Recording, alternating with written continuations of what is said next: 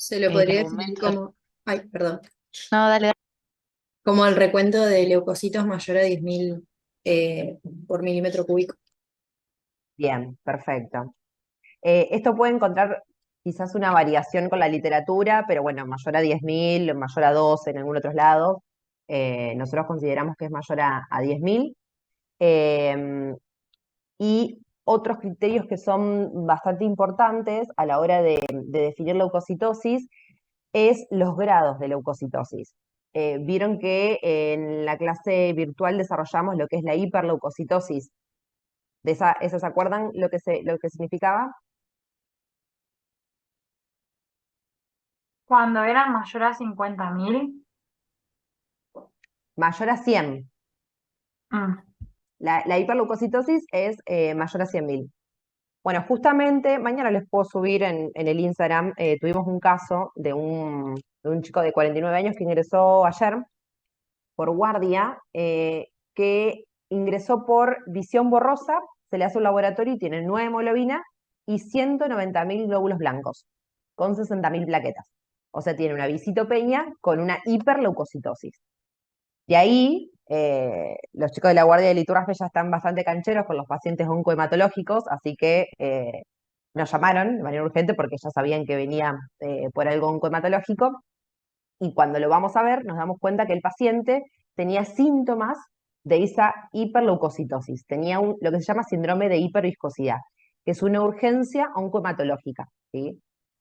El síndrome de hiperviscosidad básicamente es cuando en la sangre hay tantos leucocitos que empieza a haber un éxtasis sanguíneo. Ese éxtasis sanguíneo lo que hace es generar hipoxia de los tejidos, principalmente de lo que es el pulmón, el corazón, la retina y inclusive el sistema nervioso central. Lo que vemos más comúnmente son cefaleas, visión borrosa, pero bueno, también puede llevar a cuadros súper graves como insuficiencia cardíaca o un síndrome de diestrés respiratorio del adulto, ¿sí? Este chico, por ejemplo, todavía no tenemos el diagnóstico de certeza, pero bueno, creemos que es una leucemia de tipo crónica, por suerte, ¿sí? Así que ese casito después se lo voy a subir Profe, mañana en el Instagram. Sí, ¿y a partir de qué valor es como que se descarta la infección, o sea, el aumento de leucocitos por infección? y por lo general, mayor a 50.000, 60.000 ya no es infeccioso. Ahí vos ya te orientas a algo oncomatológico. La realidad, que ahora iba la siguiente pregunta que les quería hacer a ustedes, es si hay alguna relación entre la leucocitosis y la gravedad de la enfermedad. Y la realidad es que no, pero depende. ¿Por qué? Porque cuando nosotros tenemos una leucocitosis con una hiper viscosidad, ya estamos hablando de algo oncohematológico. O sea, no hay causa reactiva que te dé 100.000 glóbulos blancos, ¿sí? Eh, pero bueno, si tenemos una leucocitosis de 30.000, de 40.000, de 20.000, y puede ser una leucemia aguda, puede ser una leucocitosis por una neumonía o puede ser por corticoides, ¿sí? O sea, la realidad es que cuando es valores más bajos, la leucocitosis no nos puede ayudar en sí a definir la patología. Bien, así que bueno, de este caso después les voy a subir cómo lo fuimos desarrollando, pero bueno, es un caso que justamente ingresó ayer y me pareció interesante comentarles porque hace rato que no veíamos síntomas tan floridos de hiperviscosidad de la sangre. Después está lo que es la reacción leucemoide. ¿Qué es la reacción leucemoide? Cuando están aumentados los glóbulos blancos, pero que no tienen que, o sea, y descartás que sea leucemia, o sea, una enfermedad linfoproliferativa, digamos. Exactamente. Significa que cuando tenemos más de 50.000 glóbulos blancos, pero descartamos que sea leucemia. O sea, nosotros lo que hacemos es mirar el frotis, ¿sí? Que es lo primero que hacemos cuando nosotros tenemos una leucocitosis y la queremos estudiar, ¿sí? Vemos el contexto, vemos el paciente, lamentablemente no podemos ver un laboratorio aislado, sino que vemos el contexto del paciente, vemos ese laboratorio donde certificamos que tenga leucocitosis o no, y después hacemos un frotis de sangre periférica. En la reacción leucemoide, lo que yo voy a tener es una leucocitosis de causa no leucémica, ¿sí? Pero que tiene aumento de los glóbulos blancos con lo que se llama desviación a la izquierda. ¿Qué quiere decir? que la médula ósea, ya sea por un estado inflamatorio o infeccioso, empieza a producir glóbulos blancos de tipo mieloide, neutrófilos segmentados, que son un poquito más inmaduros, ¿sí? La médula los empieza a alargar como antes, similar a lo que ocurría en las anemias con los reticulocitos, cuando empieza a regenerar, bueno, exactamente lo mismo, en vez de liberarme a mí solamente los neutrófilos ya segmentados con sus 4 lóbulos, me puede liberar neutrófilos encallados o inclusive un estadio previo, ¿sí? Que son los mielocitos. Entonces, eso todavía lo puedo encontrar, pero no tengo en sí blastos en sangre periférica. Eso es reacción leucemoide. Profe, ¿y la causa sería una infección muy grave, por ejemplo? Infección o un estado inflamatorio. Llámese, no sé, una reactivación de un lupus, algo reumatológico, una neoplasia. O sea, hay un montón de causas. Gracias. Acá están ahora veamos, ya que estamos, cuáles son las causas de leucocitosis. Leucemias agudas, bueno, obviamente, que es lo que dijimos que hay que descartar. ¿Qué más? Infecciones, más que nada bacterianas. Exactamente. Toda la parte reumatológica que se la dije yo, lupus, artritis, todas. Alguna intoxicación también puede ser. Sí, en algunos casos puede ser. Inclusive a veces el alcohol te puede dar leucocitosis. Corticoides, Fundamental, sí. Fármacos, en general, a la cabeza el corticoide, ¿sí? Esto lo tienen que tener muy en cuenta por el uso cotidiano y diario. Muchas veces la gente se olvida que se fue a la guardia y se colocó una dexametasona, ¿sí? Capaz que tenemos 20.000 glóbulos blancos en sangre periférica y no sabemos de dónde vienen, y bueno, ahí está la causa, ¿sí? Así que fármacos en general, principalmente el corticoide. ¿Hay Después otros alguna, fármacos, hay perdón, alguna dosis en específico que aumente los linfocitos, los blancos en los corticoides? ¿O quizás ¿alguna que? No escuché, perdón. alguna dosis específica o con una sola No, aplicación de corticoides ya con te... una sola aplicación, sí. Inclusive cuando uno toma prednisona, que se usa, por ejemplo, para las bronquitis, no sé, se me ocurre, dosis bajita de 5 o 10 miligramos ya te puede dar inclusive leucocitosis. Es una leucocitosis que es transitoria, es a predominio de neutrófilos, pero bueno, la realidad es que puede estar bien. Fármacos en general, ¿qué otra cosa se les ocurre?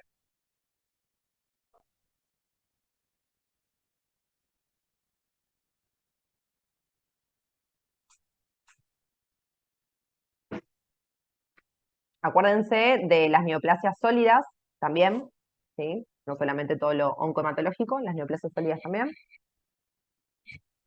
Y otras causas que son muy frecuentes, el tabaquismo, ¿sí? Puede producir una leucocitosis de tipo crónica, no muy alta, pero también, y alteración tiroidea. También nos puede generar leucocitosis. La tiroiditis. No, el hipertiroidismo, Ah, inclusive.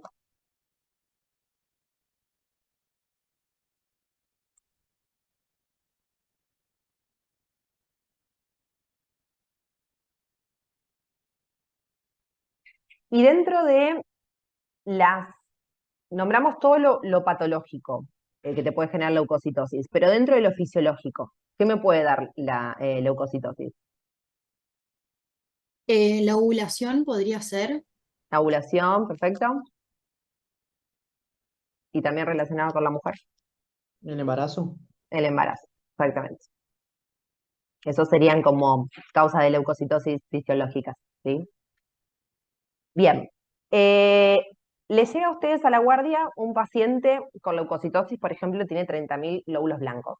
¿Qué hacemos? ¿Cómo podemos actuar? Se pide un frotis. Bien, pedimos un protis de sangre periférica. También se debería como buscar un foco, si como la principal causa muchas veces son infecciones, buscar un foco que nos oriente a si tiene alguna infección. Exactamente. Muchas veces el paciente viene con el laboratorio, pero bueno, habría que ir un poquito para atrás, ¿sí? Indagar todas estas causas que estuvimos charlando, ¿sí? Y hacer un examen físico completo, ¿sí? En este caso sí es fundamental buscar poliadenopatías, ¿sí? Hepatoesplenomegalia, no solamente por lo oncohematológico, porque estamos en hematología ahora, ¿sí? Sino de manera general, ver si el paciente tiene artritis, preguntarle por infecciones de transmisión sexual, ¿sí? Eso también muchas veces no lo revisamos, pero bueno, por lo menos indagar con el tema de los síntomas, ¿sí? Así que primero ver el contexto del paciente, hacer una buena anamnesis, preguntar bien lo de los fármacos, hacer un examen físico completo. Después se puede pedir los estudios complementarios que uno considere necesario, o una radiografía o lo que sea, eh, y el hemograma donde vamos a ver esta leucocitosis. Recuerden que si es un hemograma automatizado, por lo general nos van a decir la fórmula leucocitaria, o sea que ya te van a decir si tiene predominio de neutrófilos o de linfocitos, pero siempre, siempre lo vamos a certificar con un frotis de sangre periférica. ¿Qué esperamos buscar en ese frotis de sangre periférica? Ver si hay blastos y la cantidad de blastos que hay. Perfecto. Una de las cosas que vamos a definir es si hay blastos o no hay blastos. ¿Se acuerdan que cuando estuvimos en la primera clase que hablamos un poquito de microscopio, yo le dije que podíamos ver en 10 por, en 40 por o en 100 por? Que por lo general nosotros veíamos en 10 por, nos posicionábamos en el sector del frotis o del vidrio donde íbamos a después bajar para poder caracterizar, y en 100 por, que era más que nada para caracterizar las células, los glóbulos rojos, los glóbulos blancos y contar las plaquetas, que eran muy chiquititas. En el caso de leucocitosis, nosotros en el 10 por ya podemos ver el grado, ¿sí? O sea que hay fórmulas para yo en 10 por contar manualmente cuántos leucocitos tengo. ¿Por qué? Porque si yo me paro, ¿sí? En 10 por, voy a ver un mar de glóbulos rojos, ¿sí? Y voy a ver los núcleos de estos leucocitos. Entonces los voy a poder contabilizar. Así que en el caso de la leucocitosis, lo podemos contar también de manera manual. Después sí, bajamos a 100 por, ¿sí? Y ahí lo primero que queremos ver, ¿sí? Es si hay blastos o no hay blastos. Porque eso es lo que me va a diferenciar esa leucocitosis, ¿sí? En si es una leucocitosis oncohematológica, de tipo aguda, ¿sí? O crónica. Aguda es cuando tengo la presencia de blastos. Recuerden que yo no tengo que tener ni un blasto en sangre periférica, ¿sí? No tiene que haber ninguno. Y crónico cuando no tengo blastos, ¿sí? ¿De qué otra cosa me puedo valer para yo poder diferenciar si es agudo o si es crónico?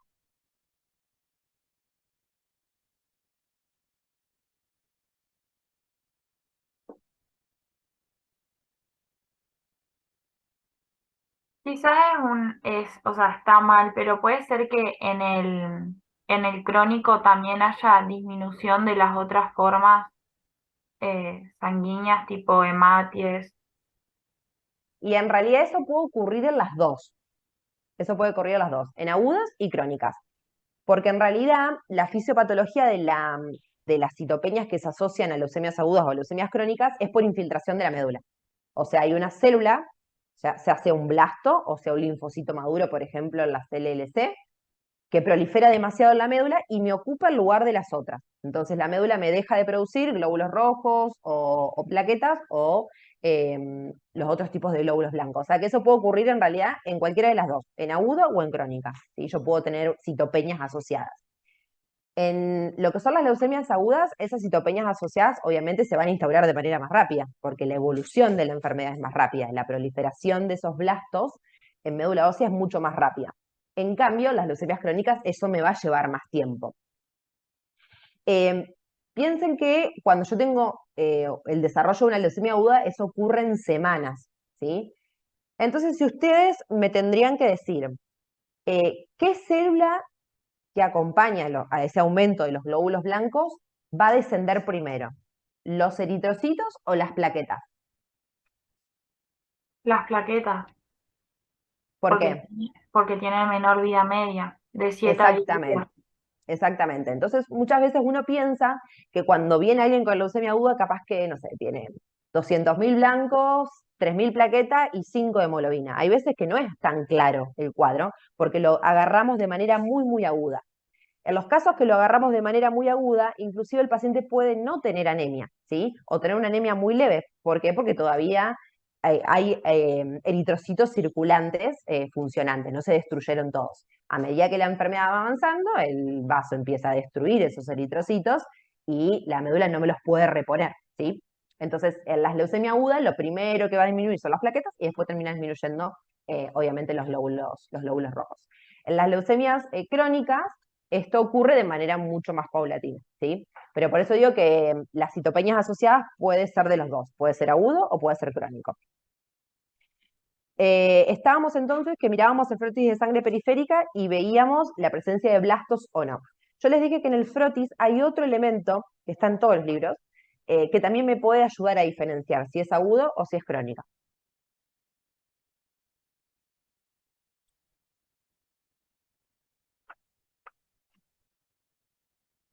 ¿Nadie los leyó?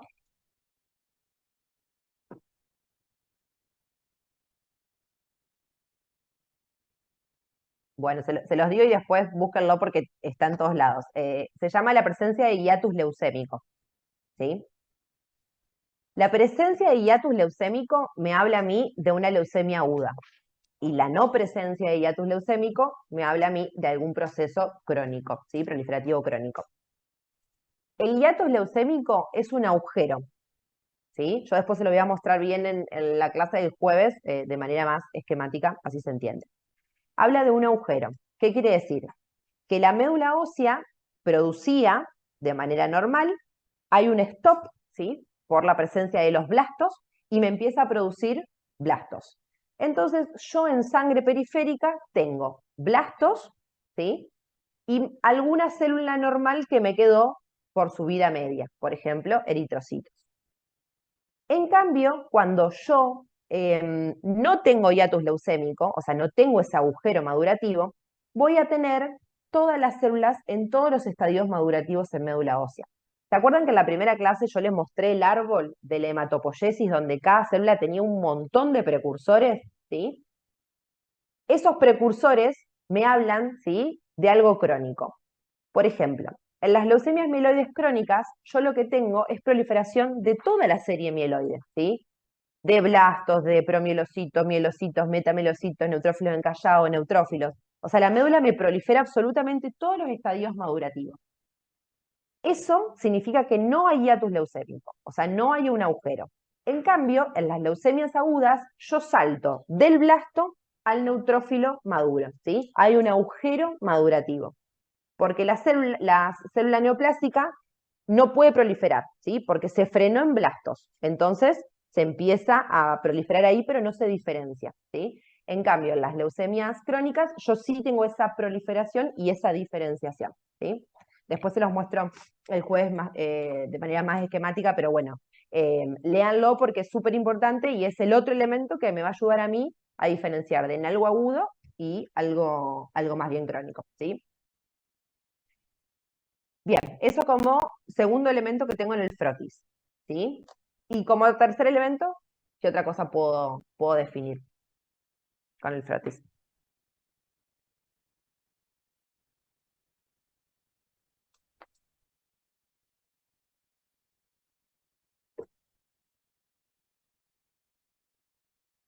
¿Cómo se diferencian los glóbulos blancos? Por su forma, En la hematopoiesis, perdón. ¿Cómo los dividimos?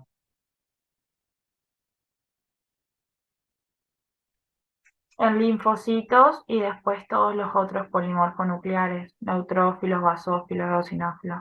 Exactamente. Linfoides y mieloides, ¿sí?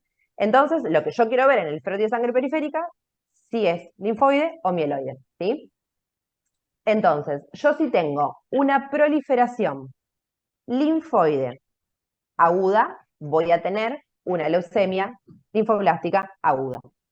Si yo tengo una proliferación linfoide crónica, voy a tener un síndrome linfoproliferativo crónico, ¿sí? Dentro de los síndromes linfoproliferativos crónicos, tengo la leucemia linfática crónica y algunos linfomas que se pueden manifestar en sangre periférica. Después, si yo tengo, en cambio, células de tipo mieloide y tengo blastos, voy a tener una leucemia mieloide aguda.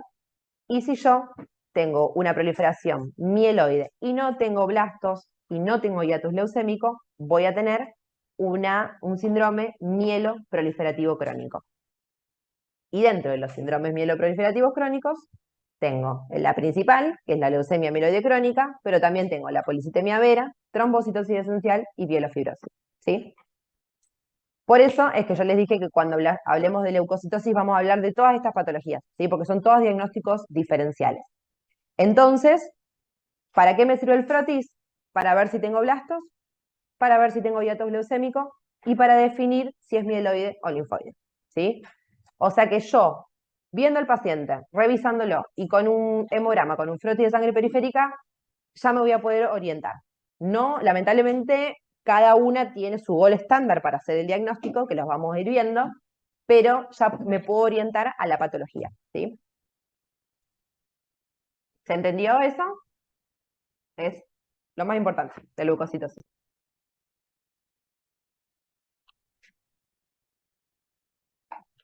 A esto es lo que voy cuando digo que ustedes tienen que saber cómo estudiar un paciente con leucocitosis, ¿sí? No importa cuál es el último tratamiento de la leucemia, del linfoma, ¿sí? Esto es lo que tienen que saber. ¿Cómo abordo yo un paciente que tiene leucocitosis? ¿Sí? Bien.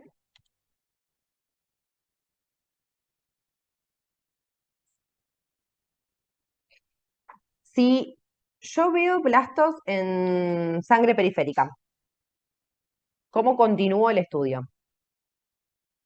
O sea, le hago el frotis a este paciente que veíamos que tenía 30.000 glóbulos blancos, le hago el frotis y me encuentro que tiene 40% de blastos en sangre periférica.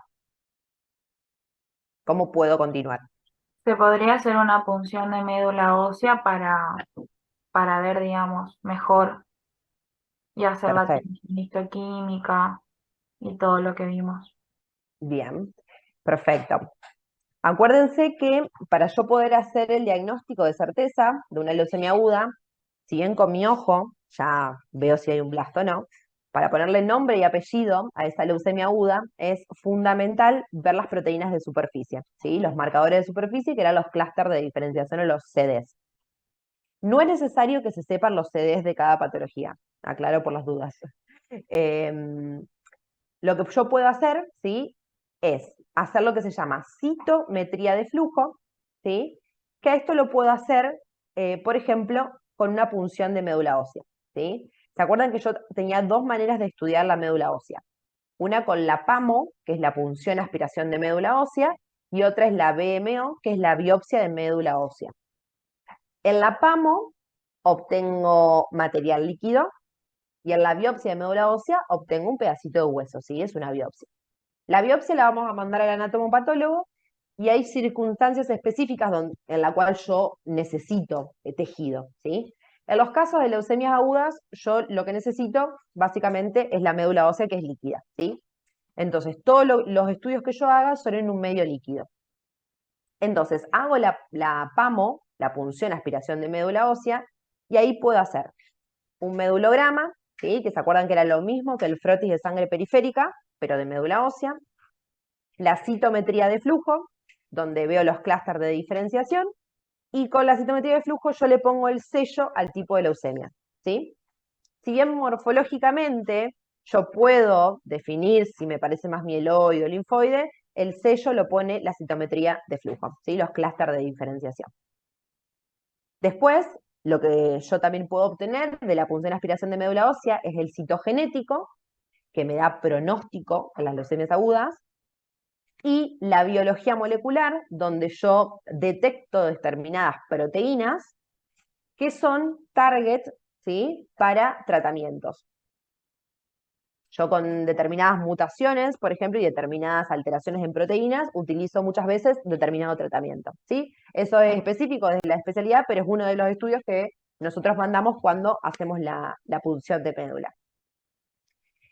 Y en los casos de leucemias agudas, yo lo que hago, si por ejemplo tenemos el diagnóstico de leucemias agudas, es fundamental el manejo clínico, ¿sí? Si ustedes, por ejemplo, es un viernes, yo le veo el frotis de sangre periférica y le digo, chicos, este paciente tiene una leucemia aguda, Lamentablemente, hasta el lunes no vamos a saber cuál es y por ende no le vamos a poder poner tratamiento. ¿De qué manera ustedes sostienen al paciente ese sábado y domingo? ¿Qué harían, por ejemplo, si ustedes le tuvieran que hacer las indicaciones? ¿Lo dejamos internado o no lo dejamos internado?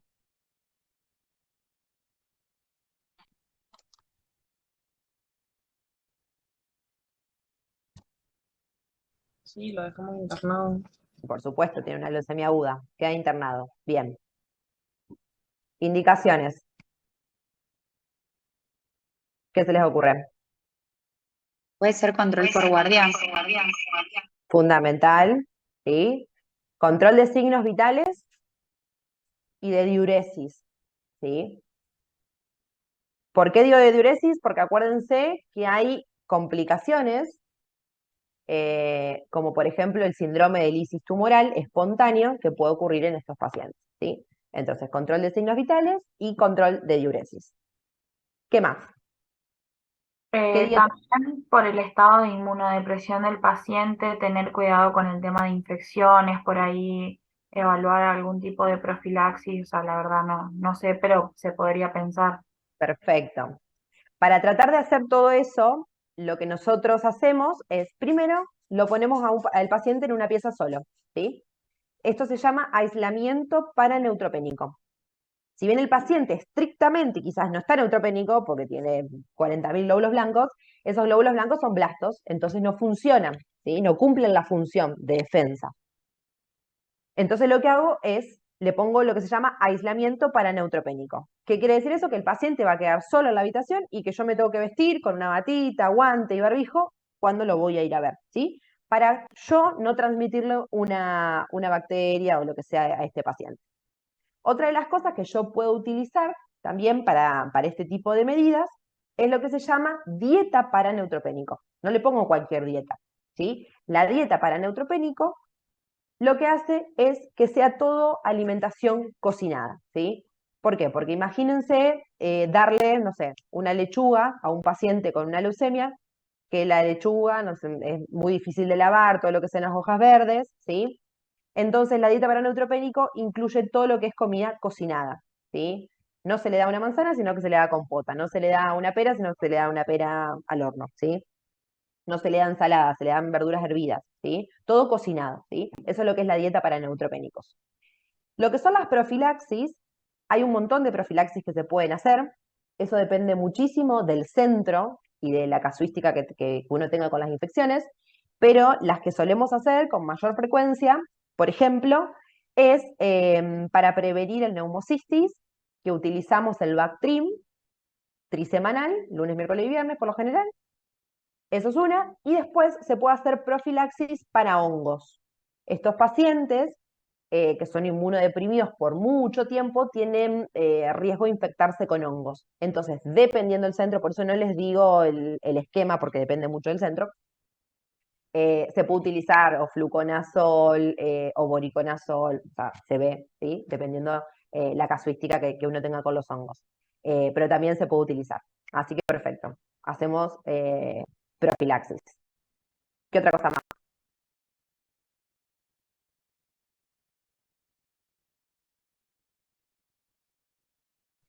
En el caso de que necesite una transfusión, por ejemplo, ¿se podría hacer? Perfecto. Hacer la transfusión. Algo importante, ahí me acordé. Muchas veces estos pacientes a nosotros nos lo derivan un viernes a la noche, entonces nos llevamos a verlo, pues nosotros trabajamos lunes a viernes. A lo sumo lo podemos ir a ver por guardia, pero no contamos con el laboratorio para hacer, por ejemplo, citometría y demás, porque todas estas cosas se derivan. Entonces, algo que les quiero remarcar es que las transfusiones a nosotros no nos alteran los resultados, ¿sí? Entonces, si el paciente tiene 3.000 plaquetas, le transfunden plaquetas. Si tiene 6 de hemoglobina o 5 de hemoglobina, le transfunden glóbulos rojos. No nos va a afectar el hecho de que uno le transfunda, ¿sí? A los resultados si tiene una leucemia aguda o una leucemia crónica, ¿sí? Así que si el paciente tiene requerimiento de transfusiones, lo transfundo, ¿sí? Las veces que sea necesario.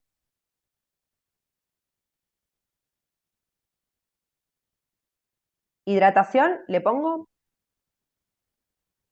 Eso iba a preguntar, también quizás control sintomático, porque el paciente quizás tiene alguna sintomatología característica y por ahí está molesto o algo así. Perfecto. Por lo general, nosotros ponemos hidratación. ¿Por qué? Al ser estos pacientes inmunodeprimidos y potencialmente graves, ¿sí? Pueden tener una evolución muy rápida. ¿Qué quiere decir esto? Que si mi paciente con leucemia aguda se me infecta en el transcurso de horas, puede pasar de estar en piso a estar intubado en terapia intensiva, ¿sí? Entonces es fundamental por lo menos tener una vía periférica, un acceso venoso, ¿sí? Para hacerle las transfusiones, para hacerle el tratamiento antibiótico si lo requeriría. Entonces es fundamental, sí o sí, por lo menos poner una hidratación. ¿Y por qué también es importante? Por el síndrome de lisis tumoral, ¿sí? Si mi paciente tiene una hiperleucocitosis, ¿sí? Acuérdense que una manera de yo prevenir la falla renal por el síndrome de lisis tumoral o de hiperviscosidad es con la hidratación. Acompañado a esto, ya que estamos, lo que podemos hacer es ponerle alopurinol, ¿sí? También para prevenir y cuidar el riñón. Así que esas dos son cosas que siempre solemos hacer. Y después también lo que solemos hacer en estos pacientes, por el estrés que genera la situación, para evitar úlceras de estrés, es omeprazol, ¿sí? También colocamos siempre omeprazol.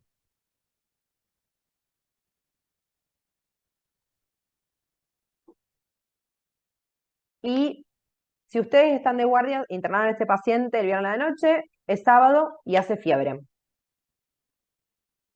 ¿Qué hacemos? Hemocultivos. Hemocultivos, perfecto. Primero, antes que nada, corren. Nada de tomárselo con calma. El paciente tiene lo que se llama, que lo deben haber visto en Infecto, la famosa hora de oro. Bueno, lo mismo es acá, ¿sí? Así que corren, de que les agarre la histeria, ¿sí? En una hora el paciente que tiene que estar cultivado, con todos los estudios complementarios que haya que hacerle y con los antibióticos puestos, ¿sí? Vuelvo a aclarar, si bien el paciente no es un neutropénico febril post-QT porque no hizo quimio y no está estrictamente neutropénico, es un paciente que no tiene defensas. Sus glóbulos blancos no funcionan porque son blastos, ¿sí? Entonces, no es una equivalencia, pero hay que manejarse casi como tal, ¿sí? Entonces, lo cultivamos, lo hemocultivamos, si tiene síntomas urinarios, le pedimos una orina completa y le pedimos un urocultivo. Por lo menos una radiografía, ¿sí? Además de obviamente el examen físico completo, y podemos arrancar antibióticos, y eso va a depender mucho de si el paciente venía de otro centro de internación, si viene de su casa, si tiene algún síntoma, ¿sí? Ahí voy viendo qué tipo de terapéutica elijo. Puedo ir desde AMS, pipertazo o banco, ¿sí? Eso depende mucho también de la sintomatología del paciente, ¿sí? Pero bueno, todo eso es lo que hay que hacer en una hora, ¿sí? Después el paciente arranca la quimio y demás. Por eso les digo que es fundamental el manejo de sostén de estos pacientes, porque si no, la leucemia lo va a terminar matando, ¿sí? Profe, ¿y el control de los signos vitales es horario? ¿Sería por hora o cada No. tanto? Nosotros lo que solemos hacer es el control de enfermería, ¿sí? Que ellos suelen hacer 2 controles por turno. Los turnos de enfermería son de 8 horas, así que hacen cada 4, más los controles médicos, que suelen ser entre medio, ¿sí? Después siempre recomendamos que el paciente se quede con un familiar, que no se quede solo por la gravedad de la situación. Y bueno, hacer todos estos tratamientos de sostén. Son pacientes muy frágiles que en lo que es la primera etapa y en la fase de inducción es fundamental hacer bien las cosas, o sea, transfundir. Es cuando el paciente más se puede debilitar, más se puede infectar, más puede sangrar, ¿sí?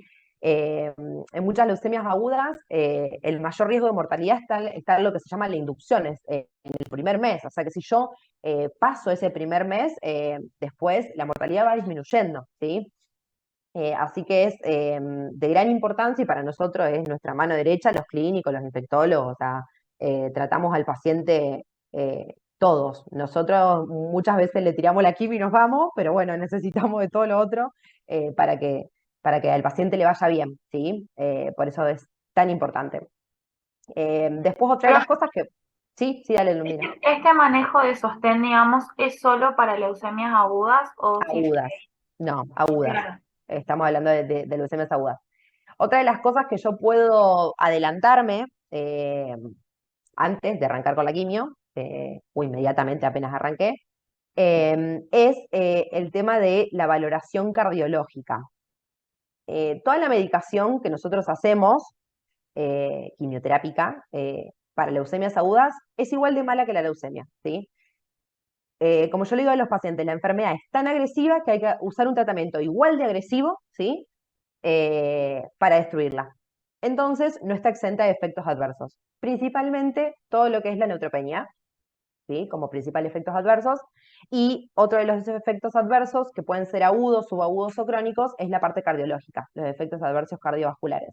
Entonces, lo que solemos hacer es pedir una valoración cardiológica, que muchas veces lo hace el médico clínico, donde le hacemos un electrocardiograma al paciente y un ecocardiograma para ver cómo está su función de eyección, ¿sí? Porque todas estas drogas que nosotros vamos a utilizar pueden tener consecuencias a corto o a largo plazo.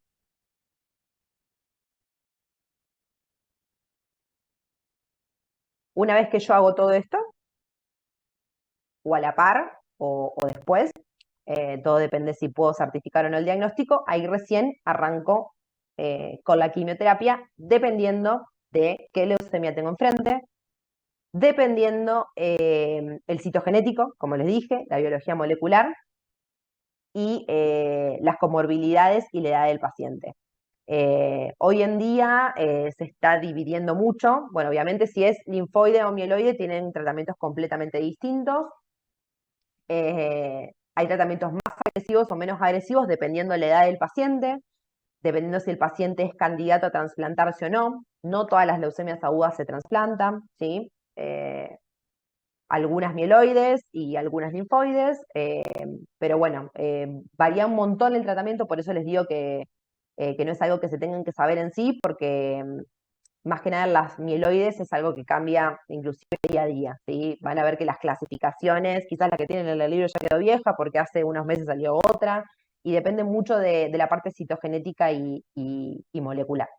¿Por qué? Porque tenemos tratamiento para esas alteraciones, gracias a Dios. Y por suerte. Y a la industria farmacéutica, que invierte mucho dinero. Así que después nosotros instauramos el tratamiento para estos pacientes.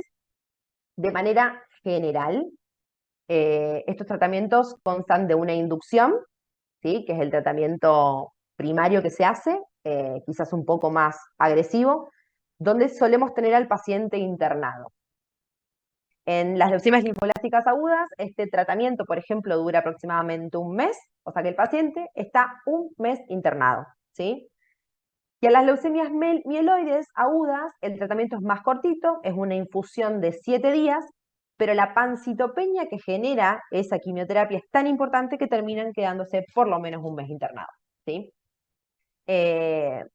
Fíjense que el hecho de este diagnóstico que tanto miedo genera para el paciente, para los familiares, más la internación sumamente prolongada, más las intervenciones. Usted piense que estos pacientes por lo menos 4 veces a la semana le sacamos sangre, si le tienen que tomar hemocultivos, más pinchazos, la plaquetopenia, los hematomas, ¿sí? Son pacientes muy complejos que necesitamos sí o sí una atención interdisciplinaria. No solamente estamos los médicos, hay nutricionistas atrás, hay psicólogos, hay docentes muchas veces, porque algunos son chicos, no terminaron la escuela, ¿sí? Hay trabajadores sociales, hay gente administrativa, o sea, cuando la realidad es que cuando ingresa un paciente con una leucemia aguda se mueven un montón de profesiones, todos en pos de que el paciente salga, ¿sí? Pero es muy importante abordarlo como un todo. Después de ese tratamiento de inducción, seguimos con las consolidaciones, que ahí depende 100% de si respondió o no respondió, de si hay que trasplantarlo, si no, y un montón de cosas más que hay que tener en cuenta. Y por último viene una fase que se llama de mantenimiento, ¿sí? Que por lo general es 100% ambulatoria esta fase. Por ejemplo, en la leucemia linfoblástica aguda, todo el tratamiento, la inducción, las consolidaciones y el mantenimiento dura 2 años, si el paciente no se tiene que trasplantar, que es la gran mayoría, ¿sí? Al principio, los primeros 6 meses es bastante intenso, con internaciones y demás, y después ya nos relajamos un poco, el paciente no se tiene que internar, puede hacer quimio por ambulatorio, y la última parte es en pastillas, ¿sí? Pero bueno, no les quiero hablar mucho de tratamiento porque, como les digo, varía un montón. Y después, otra de las cosas que solemos hacer, entre medio de todo de estos meses de tratamiento, es las punciones de médula ósea, las PAMO, las solemos hacer, ¿sí? Para ver cómo está la enfermedad, es la única manera de nosotros ver cómo está la enfermedad. Obviamente, lo primero que desaparece son los blastos de sangre periférica, y lo último en desaparecer son los blastos de la médula ósea, ¿sí? Entonces, por eso, yo a medida que voy terminando cada fase, por ejemplo, termino la inducción, le hago una PAMO. Termino la primera consolidación, le hago una PAMO. Termino la segunda consolidación, le hago otra PAMO, ¿sí? Con las PAMO yo voy chequeando cómo está la enfermedad y si está o no está. Y después otra de las cosas que muchas veces tenemos que hacer son las punciones lumbares, ¿sí? Las punciones lumbares es principalmente, porque como lo deben haber leído, a las leucemias les gusta ir al sistema nervioso central, principalmente a la leucemia linfoblástica aguda, ¿sí? Donde le gusta ir al artículo, le gusta ir al sistema nervioso central, y en algunos casos de leucemias mieloides agudas también le gusta ir al sistema nervioso central, como es, por ejemplo, la M5 o la mielomonoblástica. Entonces, en determinados casos yo tengo que hacer estas punciones lumbares y forman parte del tratamiento. Yo le hago la punción lumbar al paciente y le pongo quimio, ¿sí? Es otra manera también de prevenirlo. Muchas veces lo que nos encontramos es que el paciente tiene enfermedad en el sistema nervioso central, entonces tenemos que hacer, en vez de manera preventiva, de manera terapéutica, esas funciones lumbares.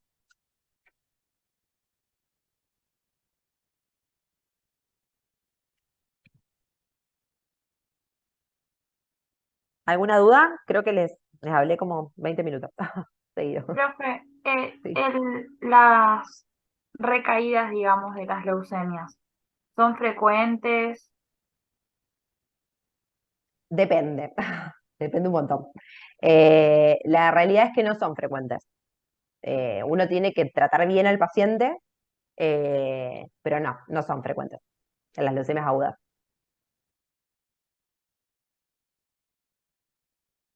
La edad es muy Profe, variable también.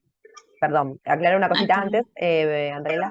La edad es muy variable. Vieron que ustedes seguramente en los libros dicen, bueno, LLA de niño, LMA de adulto. Bueno, no.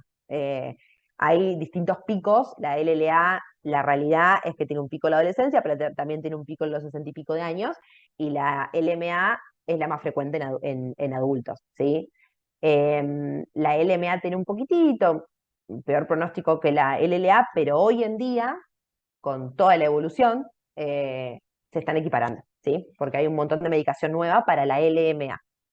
Ahora sí, Antonella, perdón.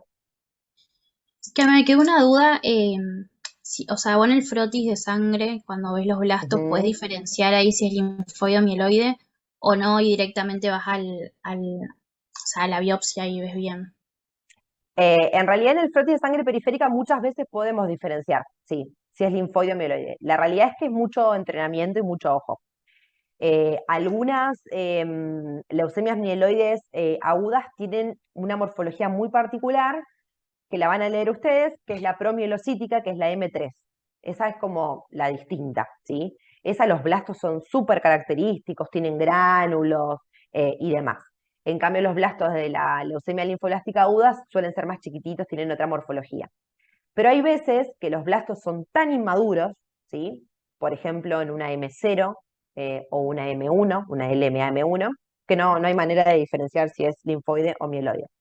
Entonces, nosotros con el frotis nos acercamos, pero no ponemos tratamiento según nuestro ojo. O sea, sí o sí esperamos la citometría de flujo. Sí o sí.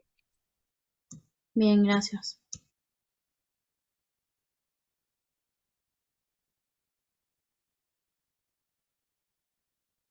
Bien, ¿alguna otra duda?